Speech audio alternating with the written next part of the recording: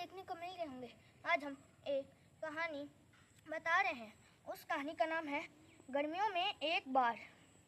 कहानी और चित्र के जी सुब्रमण्यम। चलो शुरू करते हैं। जुलाई आ पहुंची थी, पर बारिश का कहीं अता पता नहीं था। बादल आते चले जाते, गर्म दिन और गर्म हो जाता। मैं प्यासा था। ऐसे गर्म दिन में एक कौवा और कर भी क्या सकता है था।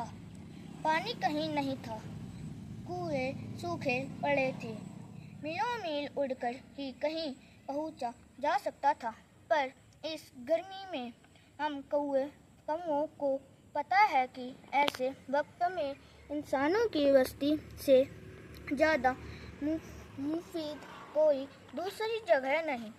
जब ज़्यादा हो तो वो कुछ बचाकर बुरे दिनों के लिए रख छोड़ते हैं। तो मैं सूखी चटकी जमीन के ऊपर उड़ता हुआ सुबह सबसे करीब के शहर पहुंचा। दोपहर हो चुकी थी, गलियां सूनी थी, दरवाजे बंद थे, टंकियां, तालाब, घोड़ों के तबेले सब सूखे पड़े थे। पानी कहीं नहीं था।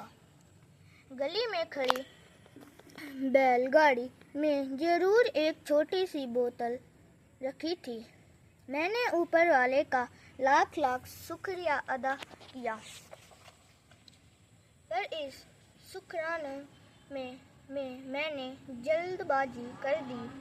मैंने सोचा ही नहीं कि बोतल के पानी तक मेरी चोंच पहुंचेगी कैसे।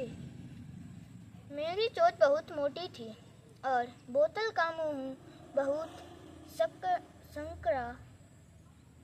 तो ऐसे में जैसा होता है वैसा ही हुआ। मैं दादाजान के पास पहुंचा। डगमग चल रहे थे, पर उन्होंने दुनिया तो खूब देखी थी और अक्सर पते की बात कर जाते थे। और ऐसा हुआ भी। उन्होंने कहा कि मैं नदी किनारे के छोटे छोटे गोल मुलायम पत्थर एक एक कर बोतल में डालूं। जैसे जैसे बोतल में पत्थर बढ़ते जाएंगे, पानी और ऊपर उड़ता जाएगा। वो इसीलिए कि पानी और पत्थर एक ही जगह पर नहीं रह सकते। उन्होंने ये नुस्खा अपने दादाजान से पाया था और उनके दादाजान को एक बूढ़े यूनानी कोए और कौवा मेंढक से यह ज्ञान प्राप्त हुआ था। उतावली ऐसी मची थी कि मैं उन्हें शुक्रिया कहने तक ना रुका। नदी किनारे उड़ चला, जहाँ हर किस्म के पत्थर थे। कमाल का नुस्खा था।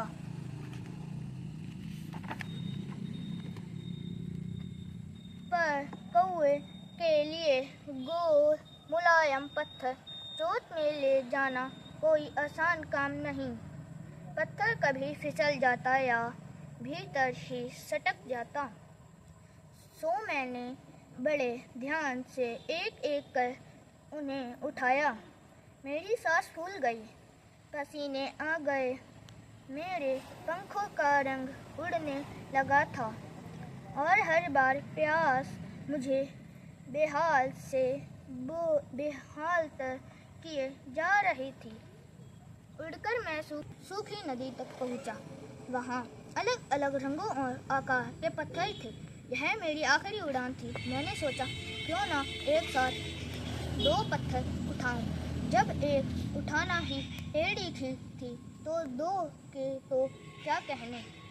खैर, मैं दो पत्थरों को चोंच में दबाकर किसी तरह कुछ दूर तक ले गया।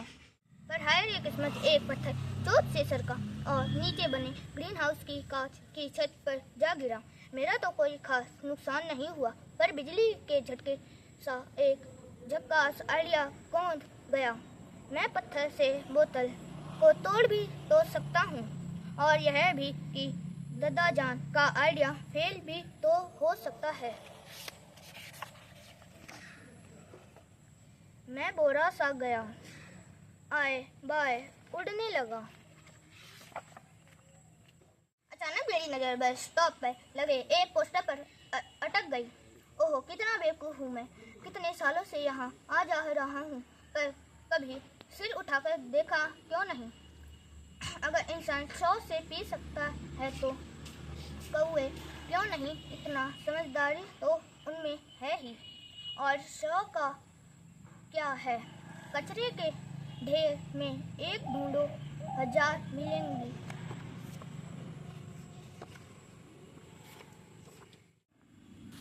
महादेव उड़कर चोट में एक स्ट्रॉ दबाई, साफ की और इंसानों की तरह मुंह में फंसा ली। दादा जान पर कोई तोहमत नहीं, उनकी समझ पर कोई शक नहीं, पर एक ही तरकीब हर समय काम नहीं आती। हर समय की मुश्किलों से निपटने के लिए अलग ही तरकीब चाहिए होती है।